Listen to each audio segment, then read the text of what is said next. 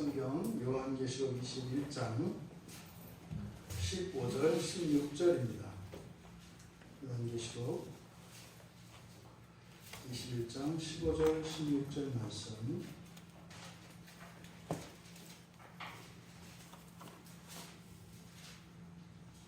우리 같이 한 목소리로 함께 읽겠습니다. 내게 말하는 자가 그 성과 그 문들과 성곽을 측량하려고 금 갈대자를 가졌더라.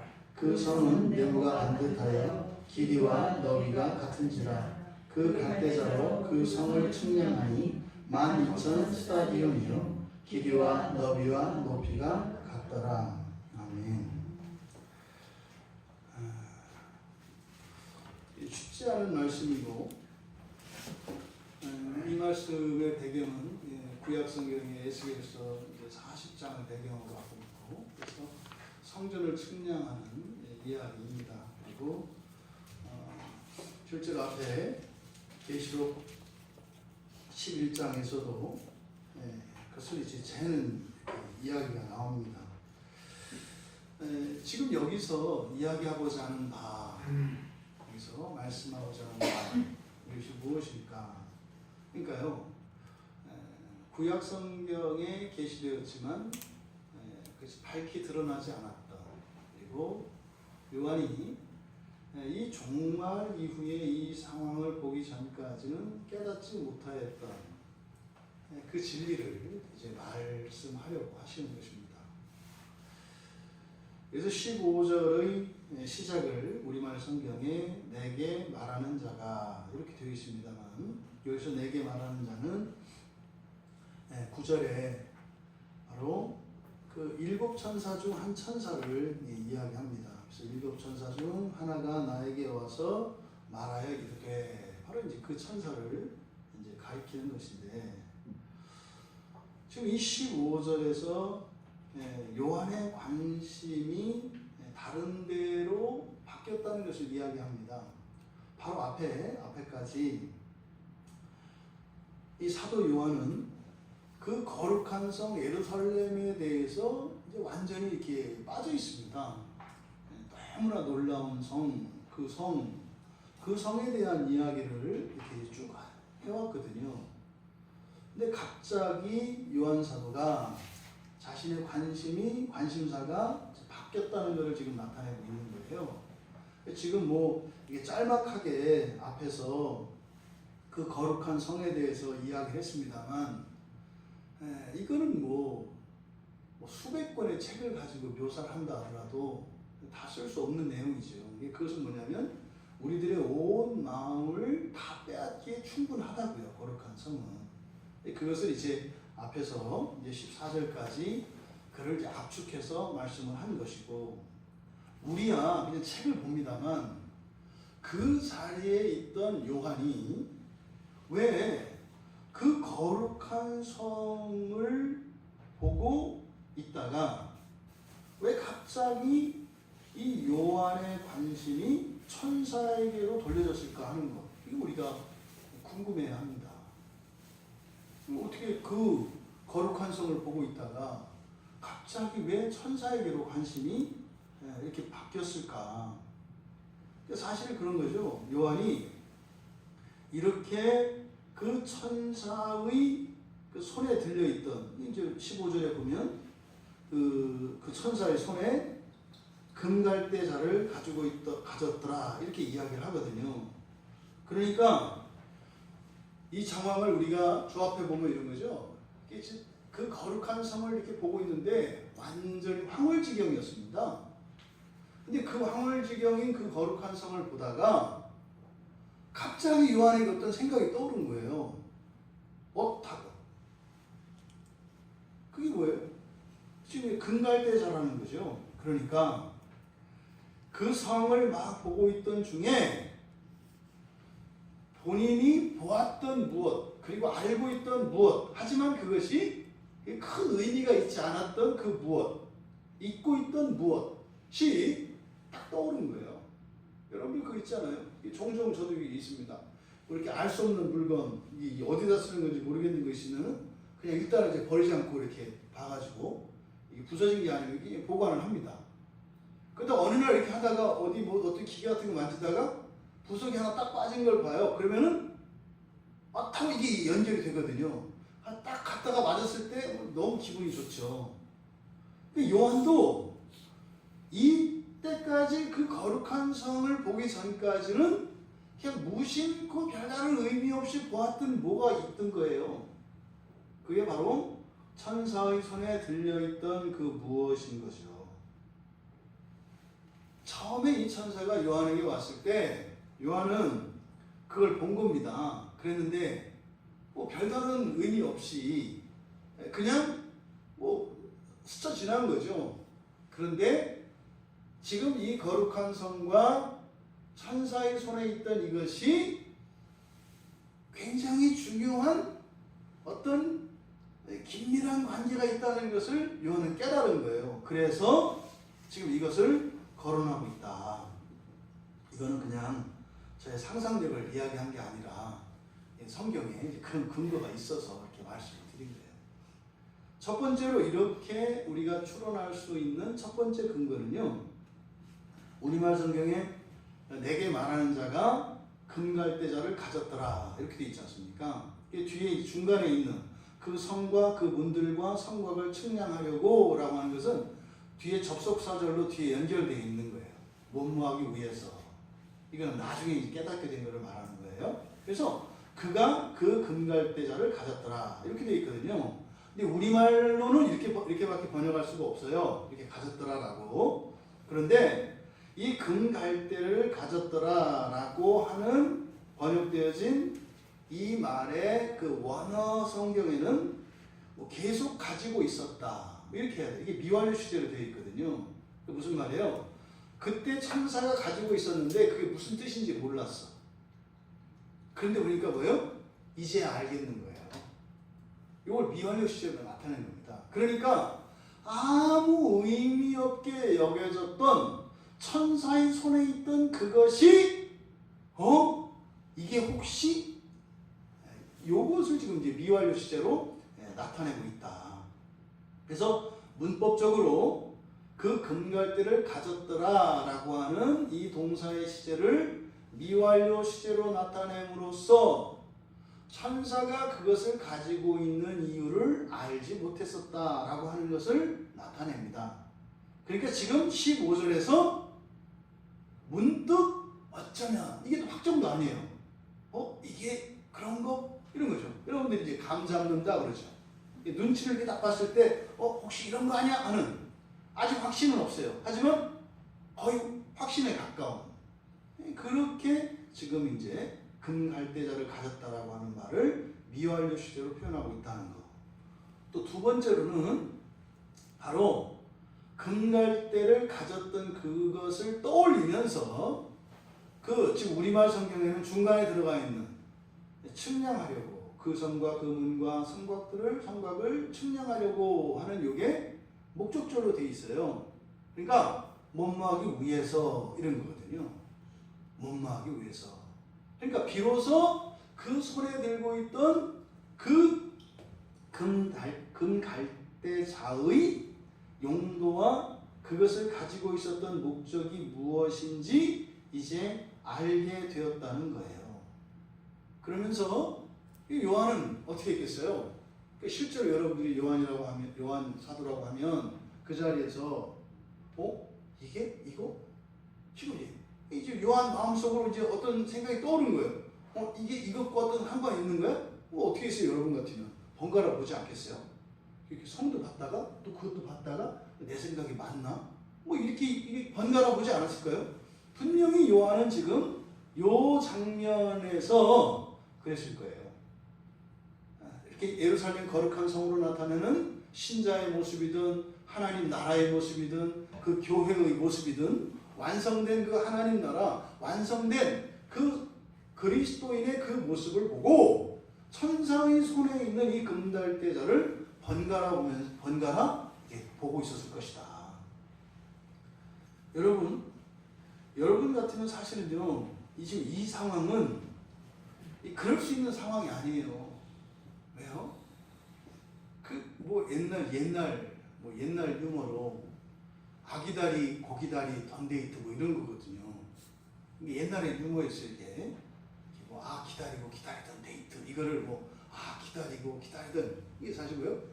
기다리고 기다리던 그 하나님 나라의 모습이라고요. 이게 결론이에요. 다른 걸 볼 필요가 없다고요. 그러면요, 그냥 거기에 완전히 심취해서 그 이야기만 하는 게 맞아요. 여러분 생각해 보세요. 하나님 나라가 완성이 됐는데 그걸 보다가 내가 관심을 다른 데 가질 수 있다면 그게 완전한 거예요? 아니죠. 완전한 거 아니에요. 그걸 보다 딴 생각할 정도면 완전한 거 아니라니까요. 근데 완전한 거예요.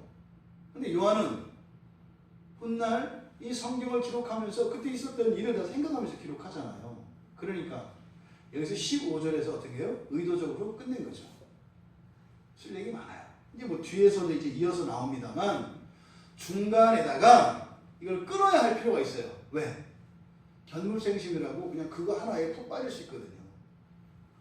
근데 요한이 왜 이렇게 중간에 그냥 찬란한 그 하나님 나라의 그 거룩한 성에 대한 묘사를 계속 해나가서 오히려 이렇게 훗날 그 거룩한 성에 대해서 보는 사람이 더 감동을 받고 더 감격하도록 하지 않고 왜 의도적으로 딱 끊었을까? 이거는 다분히 의도적인 거죠.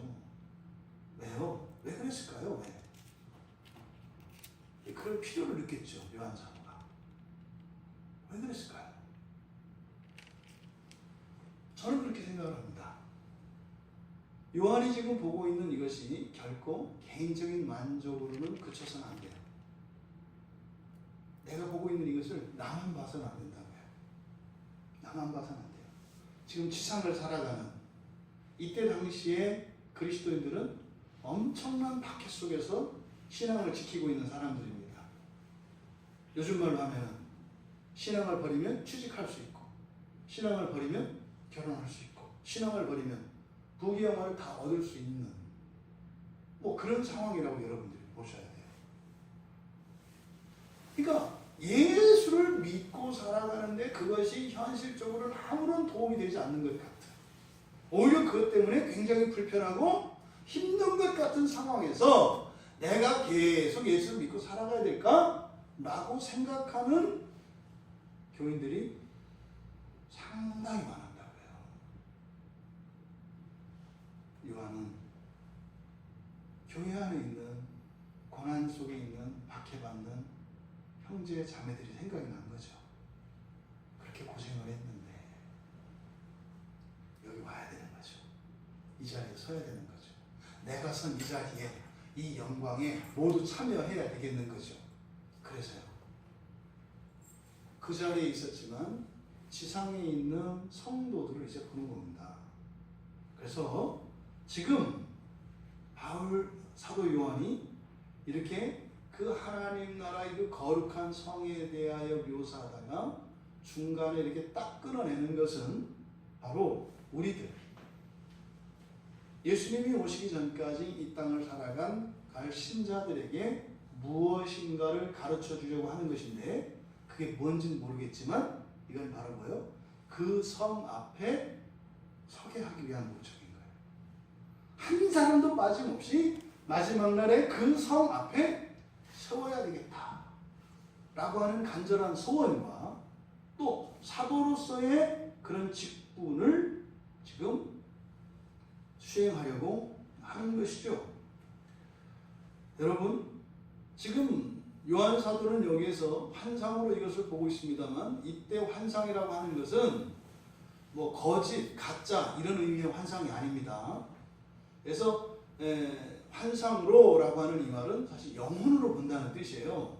그래서 영혼으로 본다고 하는 것은 우리가 흔히 말하는 유체이탈 이런 거잖아요. 뭐 가끔 어떤 사람들이 뭐 내가 이렇게 내 영혼이 내 육체를 봤다 뭐 이렇게 이야기하는 사람도 있잖아요. 근데 사실은 이제 요한이 그런 경험을 한 거거든요. 그러니까 몸으로는 갈 수 없는 그 미래의 시간 그리고 그 하늘이라고 하는 다른 차원 속에서 보고 있는 거예요. 그러니까 몸으로는 이렇게 빛에 반사되어진 이렇게 어떤 빛의 형상, 눈으로 보는 형상이 아니라 영적으로 본 것입니다만 사실인 거죠. 그래서 여기서 말하는 환상은 실제입니다. 실제. 그러면 요한 사도가 바로 자신의 사도라고 하는, 다시 말해서 이 사도의 직분이 무엇인가를 이 시간 생각을 한 거죠. 그러니까요, 지금 눈앞에 펼쳐지는 이 황홀경을 그냥 단순한 개인적인 경험이나 개인적인 어떤 은총으로 생각하면 안 된다고요. 요한 사도에게 지금 일어나는 모든 일들은 왜 이런 일이 일어나요? 사도이기 때문에 일어나는 거예요. 요한이 뭐 믿음이 좋은 사람이고 뭐 이렇게 기도를 열심히 한 사람이고 다른 사람들보다 뛰어난 사람이기 때문에 아무도 보지 못하는 것을 이 사람만 볼 수 있었던 그게 아니라 마치 꼬리 지점을 넘어갔기 때문에 봤던 게 아니라 바로 이것을 그리스도인들에게 보고 전하도록 이 사명을 위하여 보여주신 것이죠.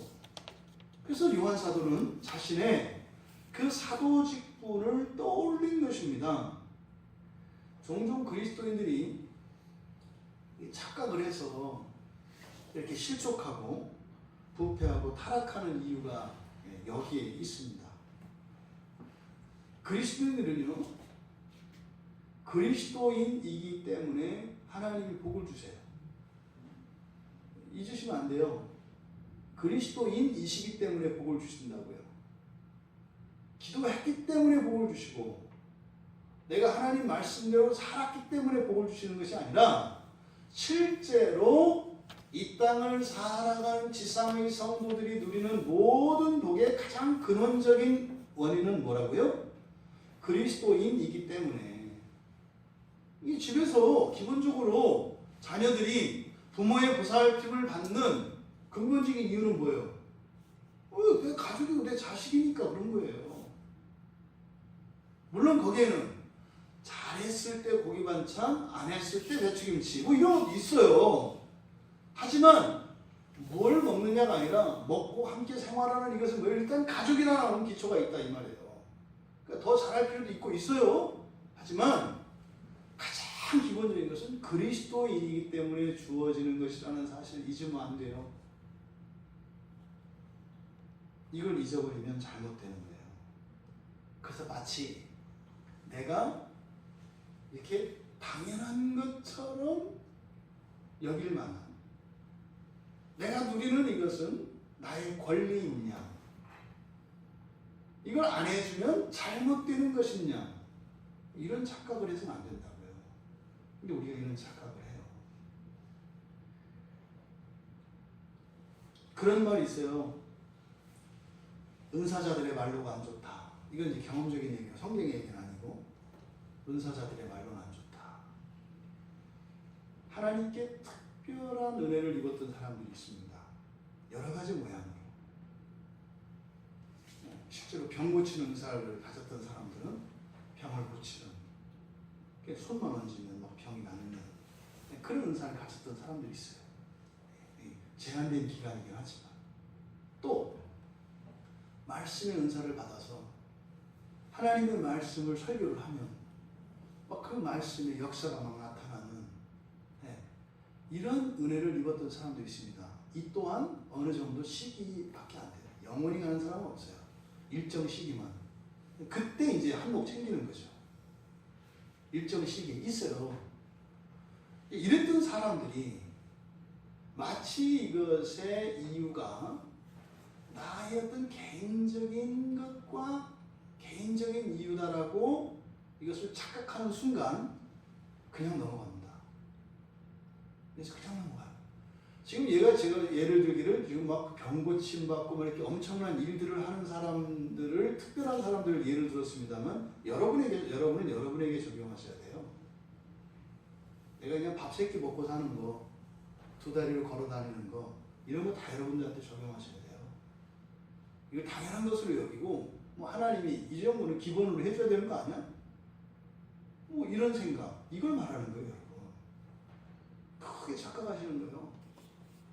여러분들이 그리스도인이기 때문에 두 다리로 걷게 하시고, 그리스도인이기 때문에 두 눈으로 보게 하시고 그리스도인이기 때문에 여러분들이 입을 열어 말하게 하신다는 사실을 잊으시면 안 돼요. 사명과 관련되어 있다고요. 그리스도인들은. 그걸 까먹으면 넘어진다니까요. 은혜가 하나님의 사랑에 감사한 것이 아니라 이제는 원망의 이유가 되고 불평의 이유가 되고 이렇게 됩니다. 여러분, 요한은 이미 이런 경험을 많이 했어요. 가장 대표적인 게 그 변화산상에서 그 예수님이 변화된 모습을, 영광의 모습을 봤을 때, 물론 그 주도는 베드로가 했겠지만 베드로 혼자 했겠어요. 너희가 조사오니 할 때 다 자기들끼리 얘기했던 거예요. 이제 성경은 그러거든요. 횡설수설한다. 무슨 말 하는지도 모르고 그 말 했더라. 이렇게 얘기를 하거든요. 생각났겠죠. 아마 요한은 분명히 하나님의 이 거룩한 성, 이걸 보았을 때 그 변화산을 떠올리지 않을 수가 없어요. 그때 이해 못했던 그것을 이제는 이해했을 거라고요. 그러니까 그때는 자기가 무슨 말 하는지도 모르고 횡설수설했지만 여기서 어떻게 해요? 하나님 나라의 그 거룩한 성에 대한 이야기를 딱 끊고 사도의 직분 자리로 딱 온 거예요. 개인의 즐거움과 그 개인의 영광으로 여기지 않고 이것을 교회의 것으로 지금 바꾸려고 하는 거예요. 그래서 지금 이 거룩한 성을 본 요한이 생각하는 것은 이게 다가 아니다. 나만 보는 게 다가 아니다. 이것을 보여주신 목적이 이거다. 바로 모든 성도들이 이 자리에 와서 이것을 다 봐야 되고 실제로 그렇게 되어야 한다라고 하는 그 사명을 깨달은 것이다. 그런데 지금 요한이 본 것은 뭡니까? 천사의 손에 들려있던 그 금으로 만든 갈대요. 왜 지금 요한사도는 성도들이 다 여기에 오기를 원하고 그리고 이것을 꼭 보게 해야 되겠다라고 하는 생각을 가지고 구원이죠. 복음을 전하는 그래서 구원받게 하는 그 사도의 직분을 이야기하려고 하는데 왜 에스겔서 40장의 그 에스겔의 환상의 이야기를 떠올렸을까요? 이 측량자에 대한 이야기 말입니다. 여기는 분명한 이유가 있는 거죠. 요한은 바로 천사의 손에 들려 있는 것을 그것을 금갈대자라고 해요. 금갈대자. 근데 이 금갈대자라고 하는 이것이 사실은 여기에는 요한이 이 성경을 읽는 우리들에게 전하려고 하는 어떤 메시지가 있어요. 근데 여러분 보십시오. 천사가 이게 금갈대자야 이렇게 얘기했나요? 성경에? 안 했죠. 요한이 얘기한 거죠. 요한이 얘기한 거예요. 천사의 손에 뭐가 있었어요. 근데 금이었나 봐요. 근데 그를 요한은 뭐라고요? 금갈대자라고 요한이 이야기한 거예요. 이거는 천사의 계시에 의해서 가르쳐 준 것이 아니라 요한이 터득한 거라고요. 뭘 가지고요? 자신의 신앙인 생활 그리고 하나님의 말씀을 통하여 바로 이것을 깨달은 거죠. 아, 에스겔 선지자가 이야기했던 그게 이거구나. 이걸 말하는 거구나. 그래서 요한이 이거를 금갈대자라고 얘기를 하는 거예요. 원래 지금 이 계시록에서 계시가 되어지는 방식으로 만약에 사도 요한에게 이것이 금갈대인 것을 가르쳐 주려면 보라, 이것은 하나님이 나에게 들려준 금갈대자이니 이것으로 일이 할 것이다. 이렇게 계시적으로 소개가 됐을 거예요. 근데 이거는 요한이 알았다고요. 여러분, 우리가 하나님 말씀을 읽고 배워요. 들어서 알잖아요. 물어보면 대답할 수 있고요. 여러분들이 기억하고 있는 것을 얘기할 수 있잖아요. 그런데 이것을 자신의 전 인격적으로 이것이 깨달아지고 믿어지고 나의 것이 되어야 합니다. 여러분들이 알고 있는 게 다 여러분 게 아니에요. 그냥 머리로만 기억되고 있는 지식들은 여러분 게 아니라고요. 이게 정말 내 것이 되면 어떻게 한다고 그랬어요? 자기 말로 표현할 수 있어야 한다고 그랬죠. 이거 메타지식이라고 한다고요. 그러니까 자기 입으로 말할 수 있는 것이라야 그것이 진정한 자기의 지식입니다. 이게 자기 것이에요. 이게 자기 말로 자기식으로 표현할 수 있어야 한다고요. 그러니까 요한이 천사의 손에 들려있는 그것을 보고 저거 금갈대자야 라고 이야기할 수 있을 때 바로 성경의 그 에스겔의 환상에서 나오는 그 환상과 또 이 하나님의 거룩한 성에 대한 보고 생각한 이것이 완전한 자기 것이 된 것처럼 그저 주입식으로 암기하고 이렇게 또 단순히 맹신적으로 그냥 믿습니다 이렇게 말로 하는 이런 것들이 생명의 양식이 되질 않아요. 근데 진짜 하나님의 말씀이 생명의 양식이라고 여러분 믿으시나요? 전 믿습니다. 생명의 양식은 뭐예요? 생명을 주고 생명을 강화시켜주고 생명을 새롭게 하는 그런 양식이라는 거 아니에요? 그럼 하나님의 말씀이 그런 능력이 있을 거 아니에요? 화요일에 우리 한 성도의 가정에서 일어났잖아요.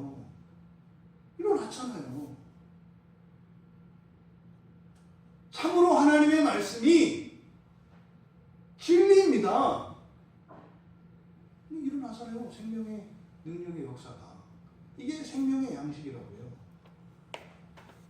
여기서 여러분 기독교 신앙에서 이 자발성이라고 하는 것, 자유의지는 굉장히 중요한 거거든요.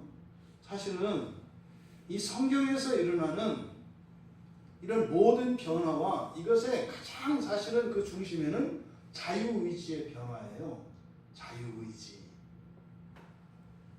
내가 하고 싶은 대로 하는데 절대 선이시고 절대 진리이신 하나님과 같아지는 거예요.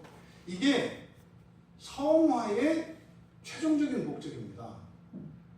내가 기뻐할 때 하나님이 기뻐하고 하나님이 기뻐할 때 내가 기뻐하고 하나님이 하는 것을 내가 하고 내가 하는 것을 의당 하나님이 그러니까요. 내가 하는 것과 하나님이 하는 것이 구분이 안 돼요. 이게 자유의지의 변화거든요. 그러니까 이 기독교 신앙에서 자발성이라고 하는 것이 얼마나 중요한지 몰라요. 그러니까 지금 요한 사도에게서 일어난 변화 뭐예요? 그걸 보고 금갈대자라고 말할 수 있는 거예요.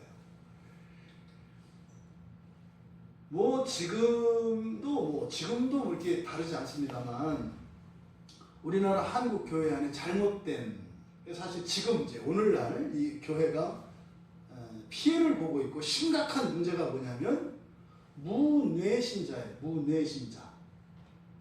생각이 없는 신자. 그러니까 질문도 없고 고민도 없어.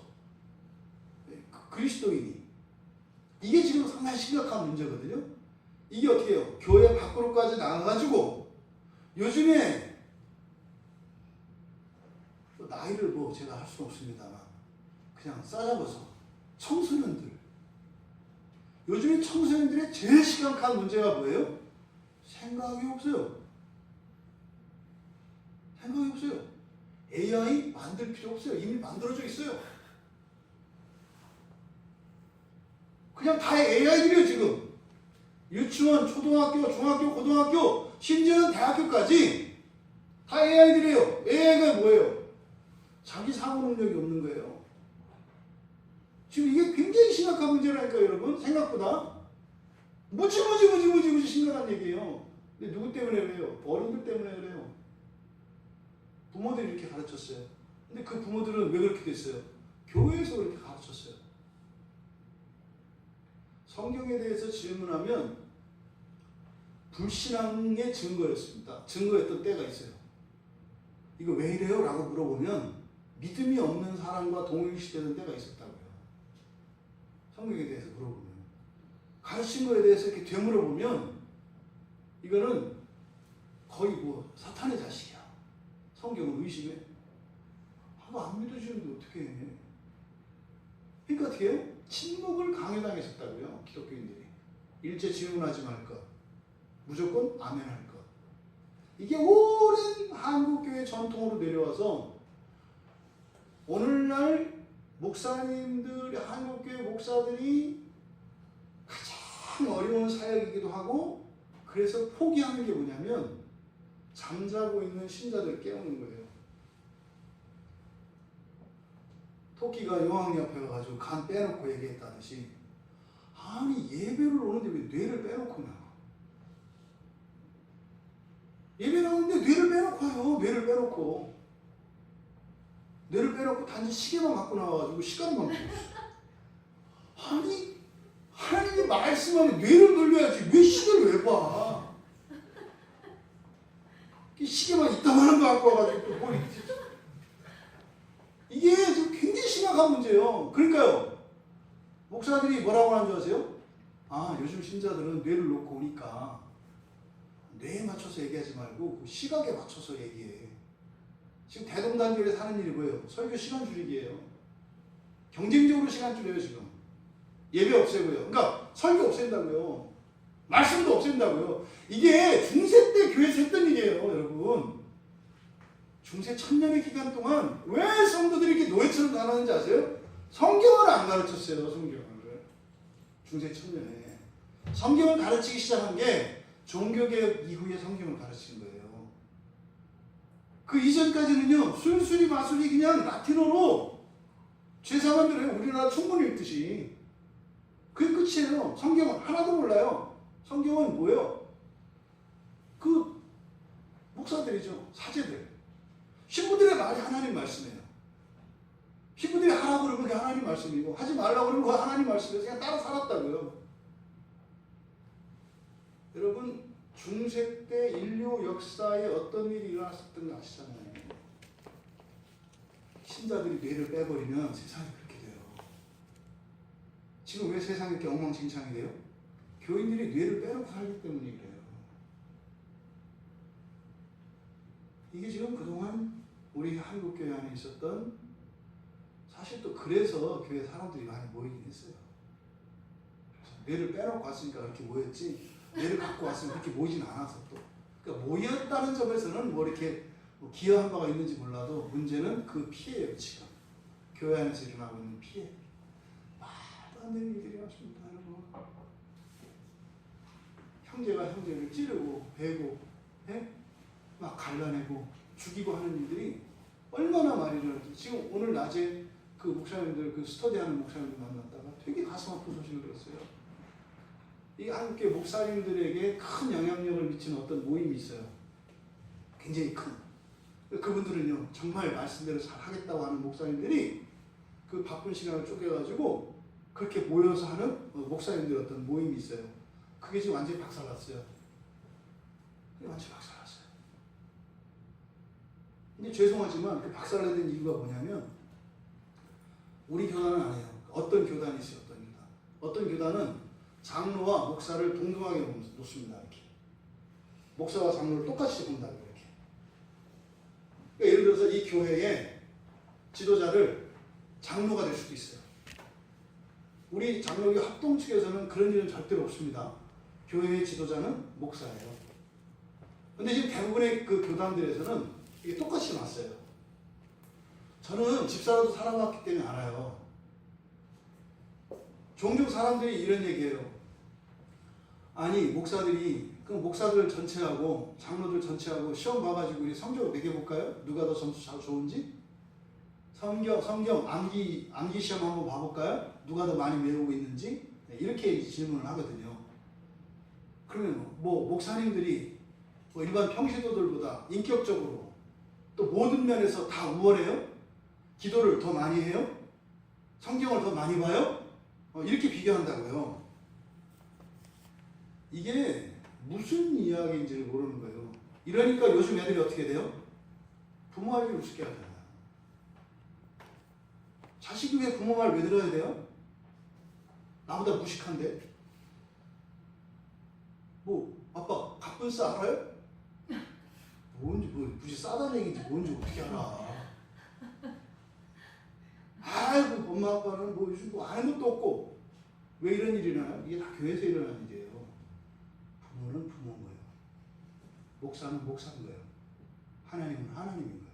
그런데요, 그 목사님들을 위한 그 모임의 책임자가 장로들이 됐어요. 여러분 생각해 보세요. 장로가 그 목사님들의 모임의 우두머리예요. 그래서 목사님들이 이건 아니다 그러면은 그걸 배워버리는 거예요. 나가시오 이렇게. 그러니까 어떻게 해요?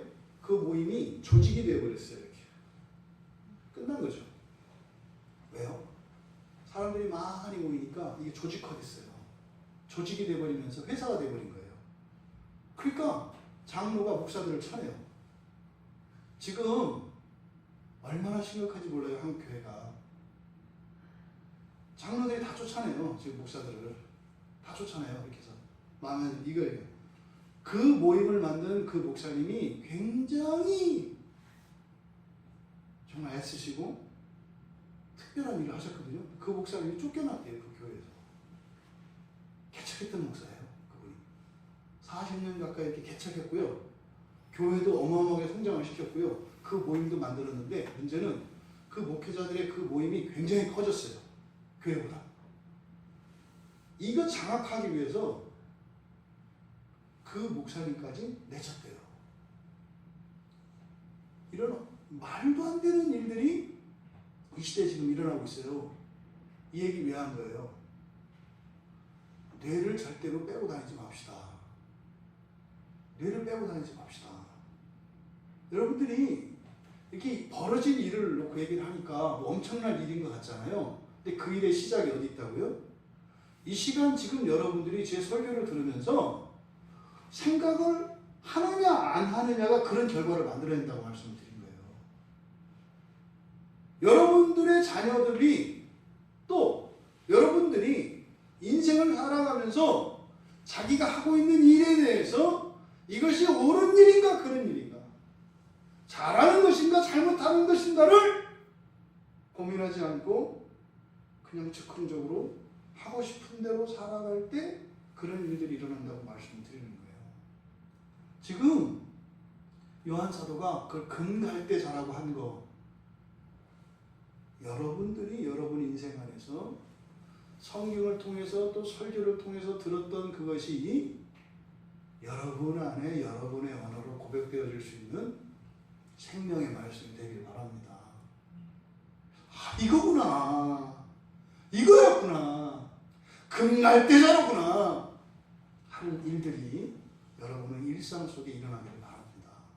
그러면요, 하나님이 일하시는 것을 경험하지 않을 수가 없어요.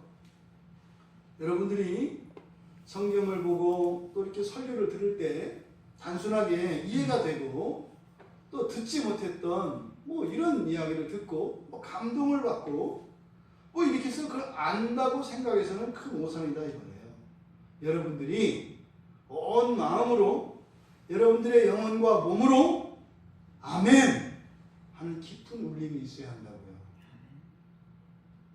여러분의 것이 되어야 한다고요. 다른 누구의 것이 되거나 신기한 것이 아니라 말씀 앞에서 굽힐 수 있는 그런 말씀이 아멘으로 여러분들에게 되어야 한다고요. 그러면요, 하나님 말씀에 대한 이 아멘의 울림이 여러분의 몸에, 여러분의 영혼에 진동을 일으켜요. 그러면 그게 병도 고치고 말이죠. 마음의 병도 고치고 말이죠. 여러분의 영혼도 막 털어내는 거예요. 제가 아마 평생 잊지 못할 것 같아요. 어떤 분이 그러셨어요.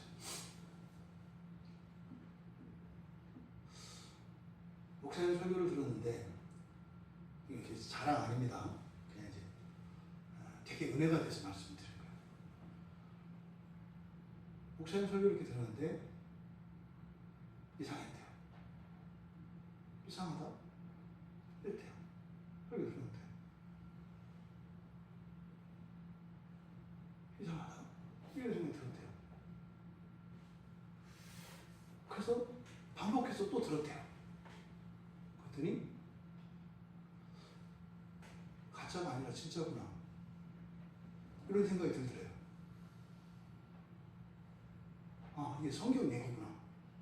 진짜구나. 이런 생각이 들었대요. 그래서 또 들었대요. 4번, 5번, 6번 이렇게 또 들었대요. 그랬더니 모르겠네. 그분이 이제 본인이 이렇게 이제 말씀의 은혜를 받게 된 그 과정을 이렇게 이상하다. 가짜는 아니고 진짜구나. 그때 못 알아먹겠다. 이거였대요. 그 이제 한 7번 딱 들으니까 알겠대요. 그 다음부터 다 알겠대요. 그 다음부터 다 알겠대요. 그리고 나서 자기 몸에 일어난 그런 어떤 신체적인 변화를 얘기를 하더라고요. 그러니 설교한 사람이 하는 게 아니죠. 하나님의 말씀이 하는 거야. 하나님의 말씀이 알아들으시고 그게 하나님의 말씀으로 들려질 때 정말로 그것이 우리의 몸과 마음과 영혼과 여러분의 인생을 고치는 걸 믿으십니까? 아멘. 하나님의 말씀은 그래서 두려운 거예요. 두렵다고요. 함부로 이렇게 막 할 수 있는 게 아니에요. 근데 문제는 거기에 핵심인 거예요. 일단 뇌를 장착시켜요. 뇌를 장착시켜요. 뇌를.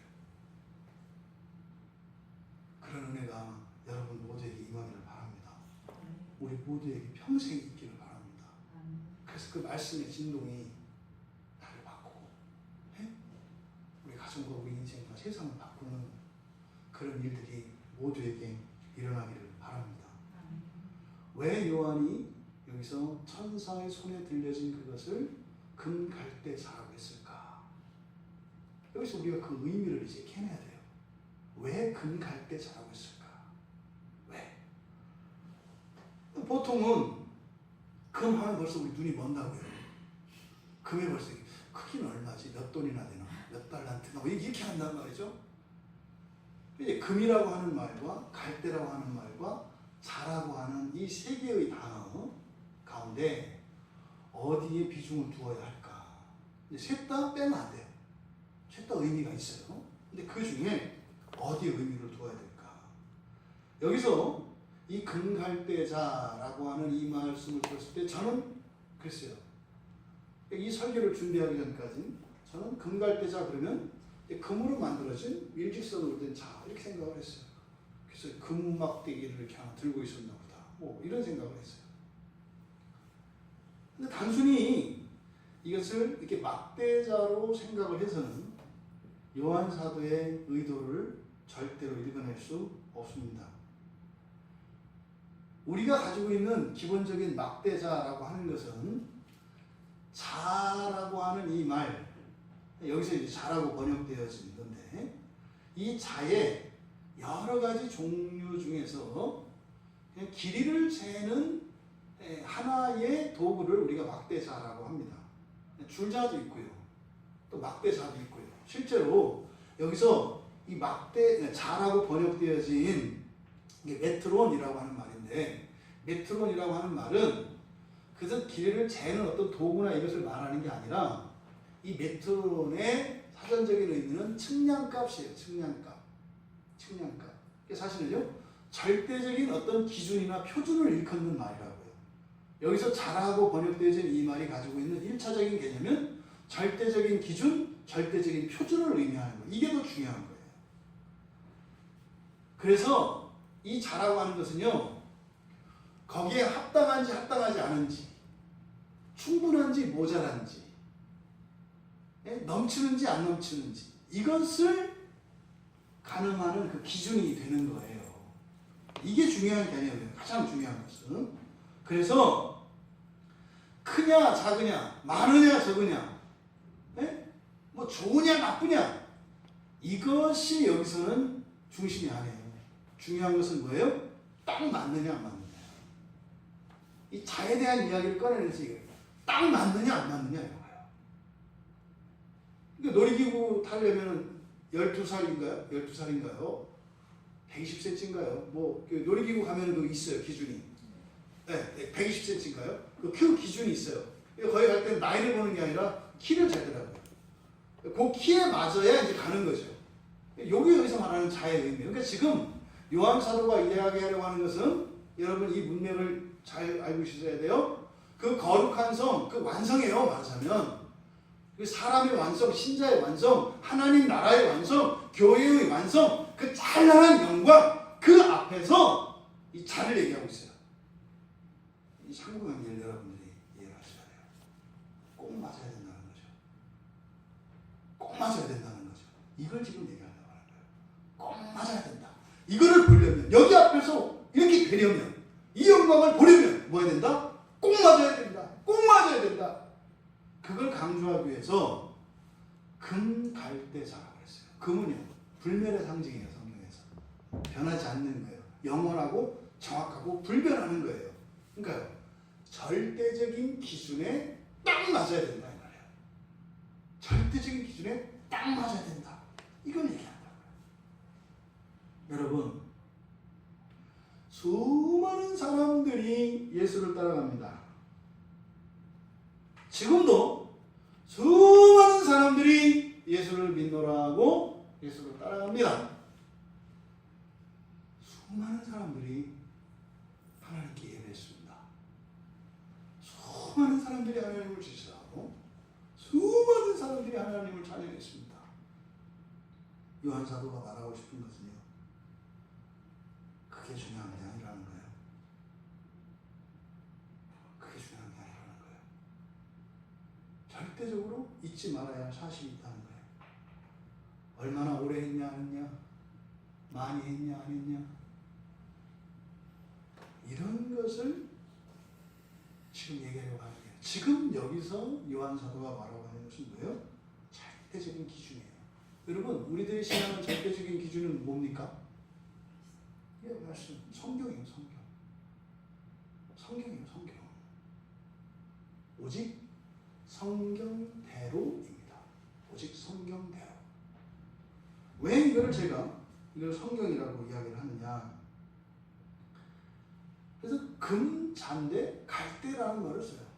측량다이는 여러 가지가 있어요. 무게를 잰다면 저울이 될 테고요. 근데 갈대를 사용한다고요. 갈대는 보통 길이를 재는 자죠. 근데 왜 갈대라고 했을까? 여러분 이 갈대가 파피루스예요. 파피루스는 뭐죠? 오늘날로 종이로 쓰이는 거예요. 그러면 금갈대라고 하는 의미가 가지고 있는 것은 뒤에 자라고 했으니까 측량의 도구라고 하는 의미가 있어요. 이게 요한이 얘기한 거라고 그랬죠. 금갈대라고 했을 때는요, 금종이와 같은 개념이 된다고요. 금종이. 금은 불변하는 거라고 그랬죠. 절대적인 거라고 그랬죠. 절대적인 종이. 근데 뭐 재는 어떤 기준이 되는. 여기서 금갈대자는 그래서 저는 이걸 성경으로 보는 거예요. 그래서 모세에게 하나님께서 하나님 말씀을 새겨줄 때 돌판에 새기셨어요. 근데 모세가 집어 던지니까 깨지잖아요. 여기서는요, 집어 던져도 안 깨지는 금종이를 말하는 거예요. 금종. 근데요, 거기에서 적혀 있는 건 뭐예요? 기준이 되는 거죠. 절대적인 기준이 되는 거죠. 그리고 다른 기준이 없어요. 그래서 이 금갈대자를 저는 성경으로 보는 거예요. 그러니까 바로 이 금갈대자의 의미는 절대적인 기준을 의미하는 것이고, 그것은 곧 성경을 이야기한다.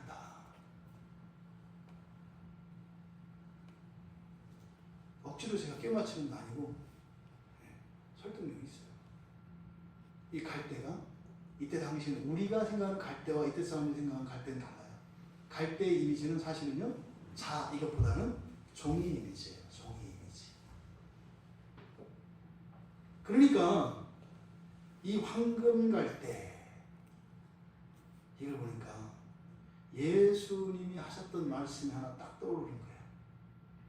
마태복음 11장에 보면요, 세례 요한, 지금 이거는 사도 요한이고 예수님 제자 요한이고, 사도 요한이 그러니까 예수님보다 먼저, 그러니까 그 사람들에게 하나님이 보낸 메시아라고 인정을 받던 사람이 있었어요. 그 사람이 세례 요한이라고요.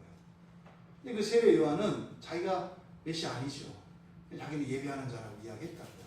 근데 예수님을 메시아라고 믿었어요.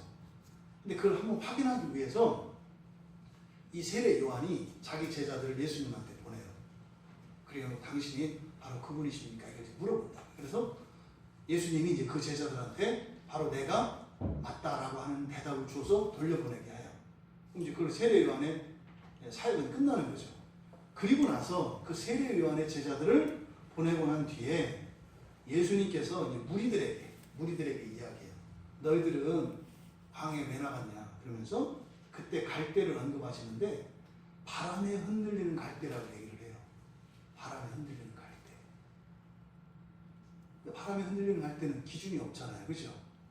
그러니까 요한에 대하여 말씀하실 때 바람에 흔들리는 갈대라고 이야기를 하셨던 그 말씀이 지금 사도 요한이 황금 갈대를 이야기하는 것과 연결이 된다.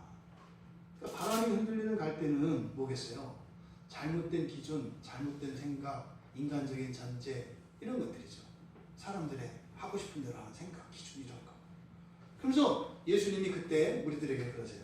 선지자보다 더 나은 자라고. 선지자보다 더 나은 자. 근데 그게 지금 여기서 황금 갈대인 거죠. 황금 갈대.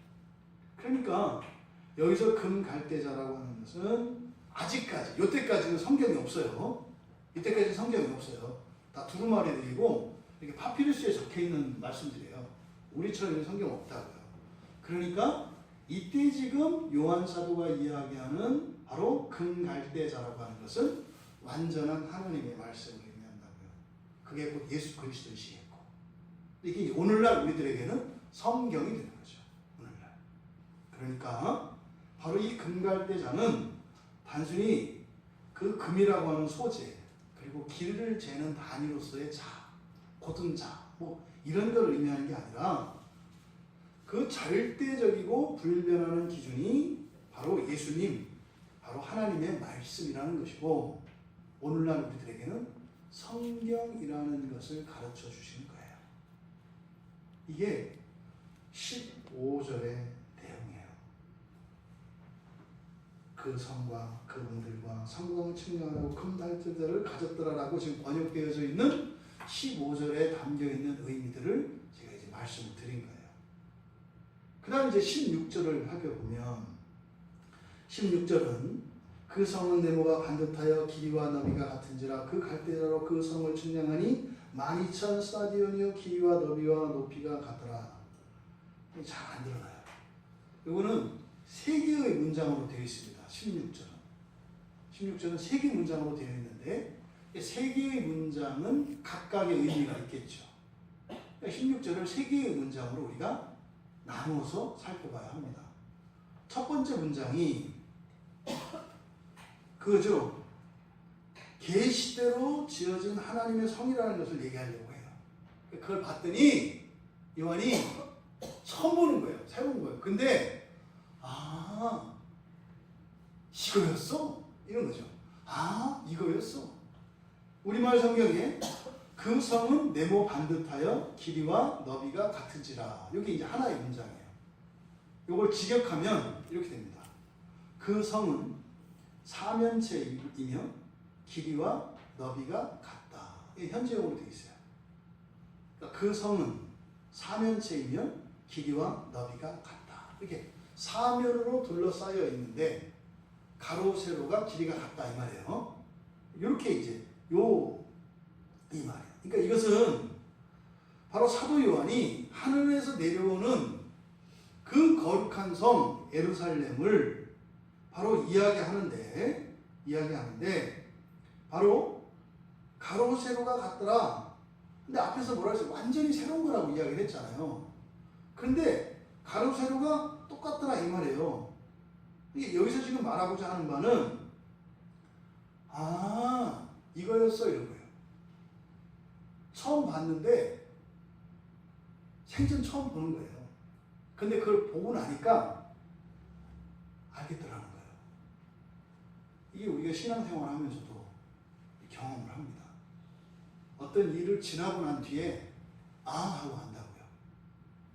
다음번에 똑같은 일이 일어나면 우리가 감지할 수 있죠. 그러니까 지금 그러니까 뭐요? 구약으로부터 계속 계시되었던 신자가 하나님이 창조하신 사람이 마지막 날에 변화되어서 이렇게 된다는 게 이거였구나.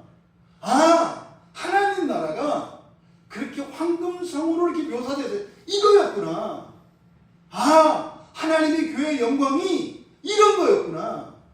요거를 지금 이야기하고 있다 이 말이에요.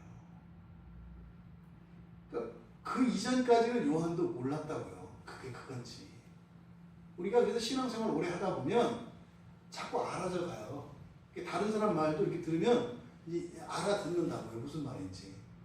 시간이 좀 못 알아들 때가 있어요. 근데 이렇게 알아들어져요. 그런 것처럼 최종적으로 이제 모든 계시가 다 드러났는데, 여러분 여기서 지금 말씀하고자 하는 것 바로 금갈대자가 성경이라고 했잖아요. 성경에 게시되어 있는 이 내용들이 어떻더라? 참으로 그렇더라. 성경대로네 이 말이에요. 성경대로네. 근데 성경대로네 했을 때 예측이 가능하다? 불가능하다. 그날 그때까지는 절대로 예측이 불가능하다. 무슨 말이에요? 다 할 수 없다고. 보고 나서는 그게 이 말이었어? 이렇게 깨닫는다 이 말이에요. 이걸 지금 첫 번째 문장에서 우리가 알 수 있습니다. 여러분, 신앙에는요 오직 한 가지의 유일한 기준만 있습니다. 이거예요? 성경이에요. 성경. 구약의 유대인이라고 해서 다 유대인 아니고요. 오늘날 그리스도인이라고 해서 다 그리스도인 아니라고요. 오직 한 가지. 바로 하나님의 자녀는요 하나같이 모두 오직 성경에만 부합합니다. 성경만 절대 기준이라고요. 성경에 다른 것은 껴들어올 수 없어요. 그래서 가로, 세로가 똑같다. 두 번째 문장, 16절 안에 있는 두 번째 문장. 그 갈대로 그 성을 측량하니 12,000 스타디온이요. 이게 이제 두 번째 문장이에요. 그 갈대자로 그 성을 측량하니 12,000 스타디온이다. 이거는 그대로 직역하면 그렇게 돼요. 그 천사가 그 갈대로 그 성을 측량했다. 12,000 스타디온이었다. 근데 이거 12,000 여기 자는요 얼마인가 재보는 게 아니에요. 이거를 잘못 해석하면 어떻게 돼요? 야, 그 성은 무지무지하게 넓고 그래가지고 이 스타디온에 관심이 있어요. 이 스타디온이라고 하는 이 말은 우리가 영어에서 스타디움 있죠? 스타디움에 이게 그 어원이에요. 그러니까 이 스타디온, 스다디온이라고 번역이 되어 있는데 그냥 스타디온이라고 하는 게 맞죠. 그대로 쓰는 거니까. 스타디온이거든요. 이 스타디온이 의미하는 바는 그리스 사람들이 사용하는 거리 단위예요. 스타디온이. 그래서 이 스타디온이 뭐냐면 달리기 시합할 때 출발선에서 끝까지의 거리를 스타디온이라고 해요. 한 스타디온은 그러니까 뭐 예를 들어서 운동장에 이제 보통 우리가 스타디움이라고 하는 게 뭐죠? 오래 달리기 하는 달리기 운동장 하는 그 트랙이 있는 곳을 스타디움이라고 하거든요.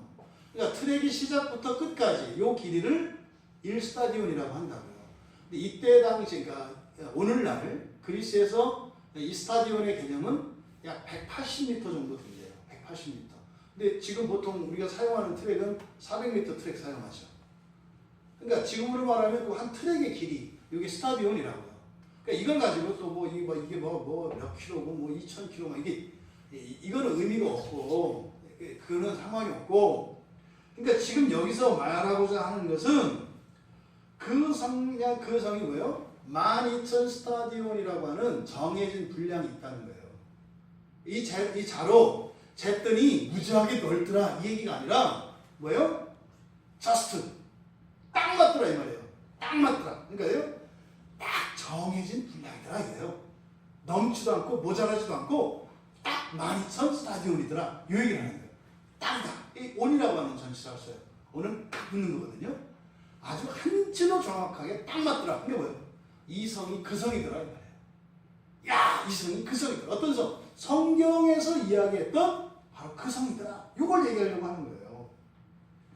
이미 이 천사가 그 성을 쟀을 때 성의 길이가 얼마인지 모르고 잰 게 아니라 이미 12,000 스타디온이라고 하는 규격을 알고 또 그것이 그 성인 줄 알고 갖다 쟀다는 거예요.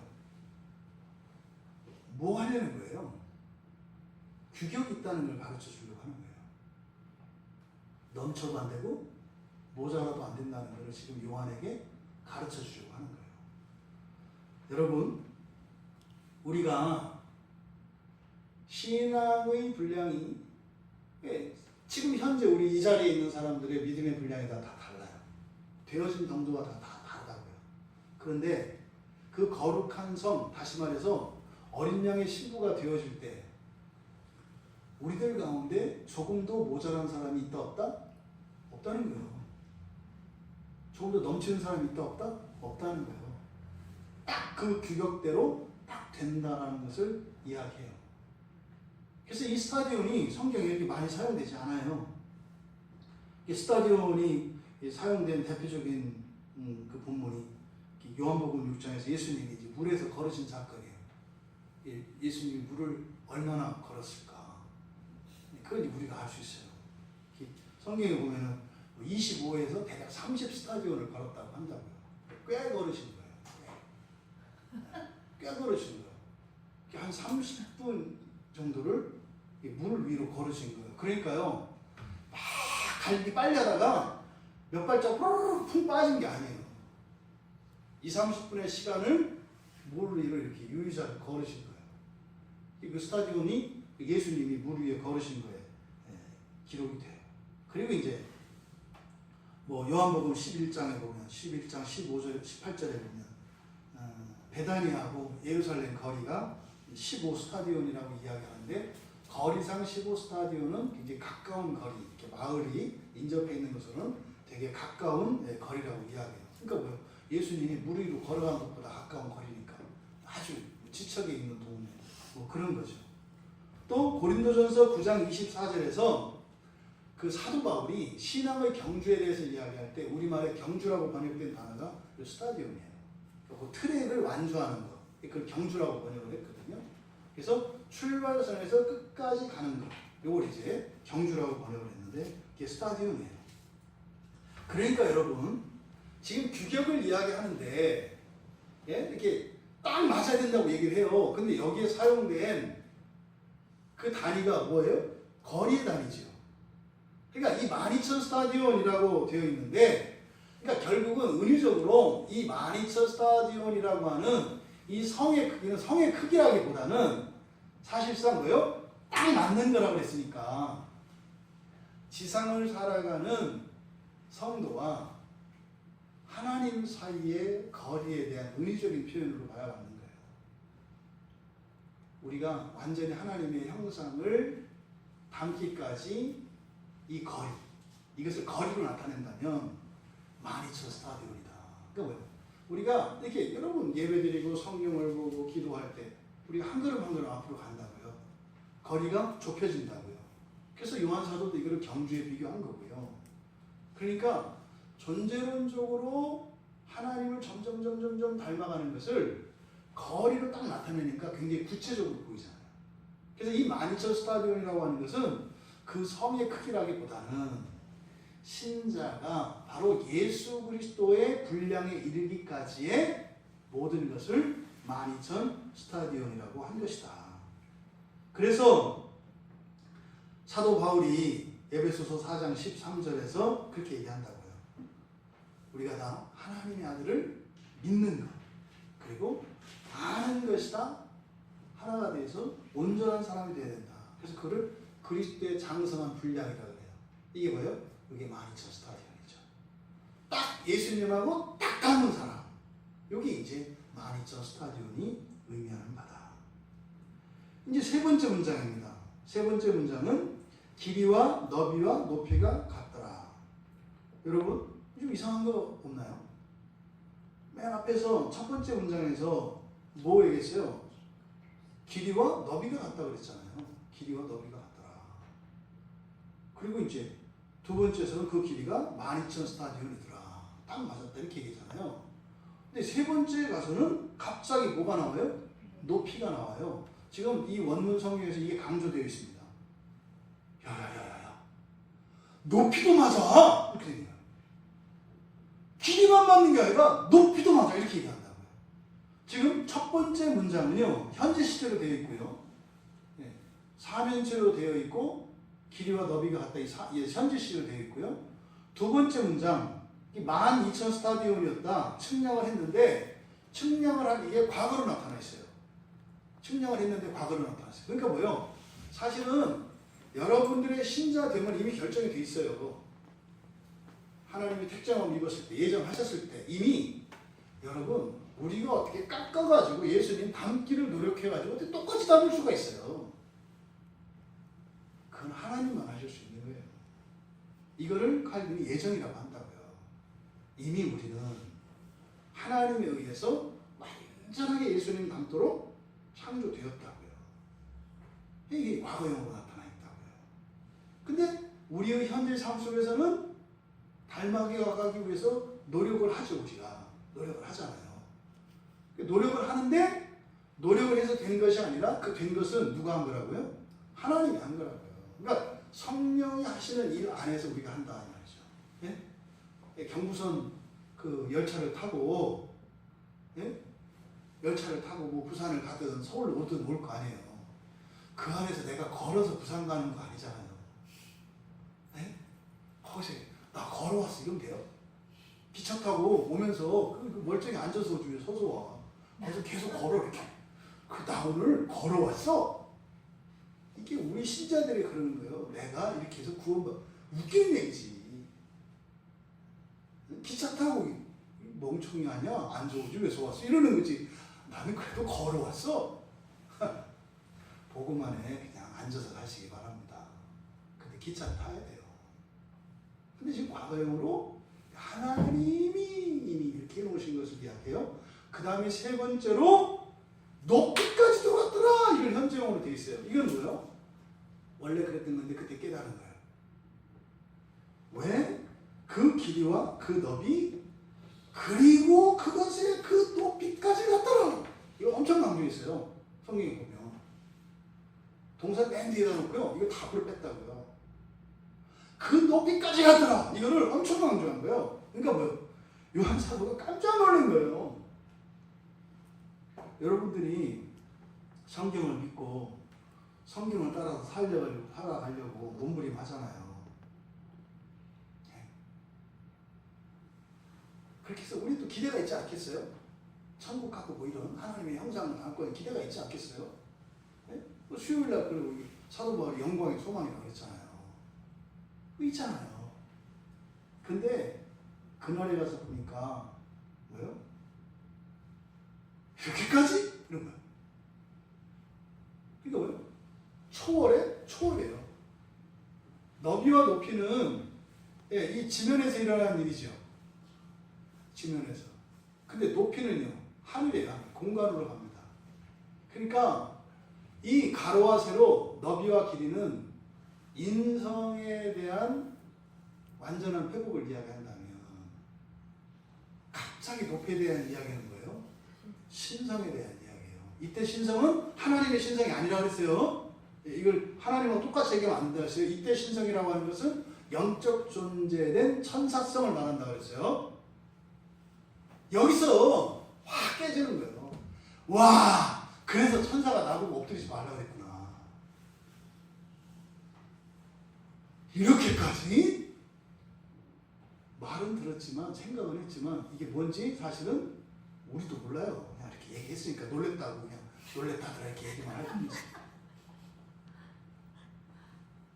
사람으로서의 완전한 회복이 아니라 뛰어넘어서 영적 존재인 천사성까지 이걸 신성이라고 한다고 했죠. 이것을 지금 세 번째 문장에서 이야기하고 있다. 여러분, 사도 요한도 이렇게 반문할 정도로 이렇게까지 주님의 신부가 주님의 아내가 이렇게까지 이런 정도로 요게 지금 16절 세 번째 문장에서 요한 사도가 말하고자 하는 바예요. 우리의 존재의 변화의 한계가 하나님의 완전한 형상에 이르렀음을 짐작할 수가 있는 거예요. 야, 여러분이 그런 사람인지 모르기 때문에 또 그날 놀랄 수 있는 거죠. 지금 알면 그때 가서 안 놀랄 거 아니에요, 그죠? 근데 지금 몰라서 놀랄 수 있으니까 좋긴 좋은데, 여러분, 절대 과대평가해서도 안 되지만 과대평가하지 마라, 여러분을. 그리고 다른 사람. 지금 눈에 보이는 어떤 이런 것 때문에 절대 사람 과대평가하지 마라. 사도 요한조차도 이렇게까지 예수를 믿었다는 게 이렇게까지 이런 감탄이, 이런 감격이 여러분들에게 공감되어질 수 있기를 바랍니다. 지금 이 16절에서 묘사하고 있는 그 하나님 나라의 거룩한 성, 그 거룩한 성에 대한 이 모습이 정육면체죠. 가로세로 높이. 이게 또 공교롭게 지금 우리가 또 출애굽계 또 지성도를 보고 있어요. 이게 무슨 의도적으로 하는 것도 아니고 우리는 어떻게 같이 가나 몰라. 이게 딱 지성소에 보세요. 정육면체. 정육면체 변이 12개인 거 아십니까? 예, 모서리가. 변이 아니라 참 변이 12개면 안 되지. 모서리가. 모서리가 12개요. 변이 모서리가.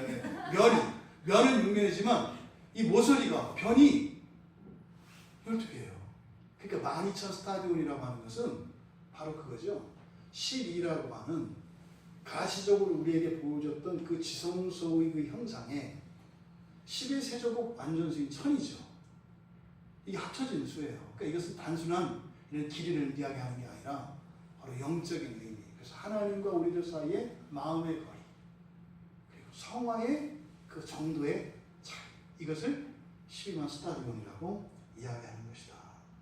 그러니까요, 구약에 계시되었던 이런 성막에 대한 계시, 그리고 선지자들을 통해서 또 예수님께서 주셨던 이런 모든 가르침, 이게 이날 그냥 팍 합쳐져서 하나로 하나도 막힘없이 확 요한의 머릿속에서 확 펼쳐지는 거예요. 여러분, 바로 여기서 중요한 것은 그 하나님의 완전한 그 형상에 대한 은유적인 표현으로서 정육면체를 사용하고 있는데 거기에 하나도 모자람이 없더라. 지금 요한사도가 얘기를 하는 거예요. 내가 지금 이 성이 너무너무 황홀하고 이걸 얘기하는데 잠깐만 이게 너희들 얘기야. 이게 여러분들 얘기입니다. 이게 교회의 이야기입니다. 여러분들이 살아갈 나라에 대한 이야기입니다.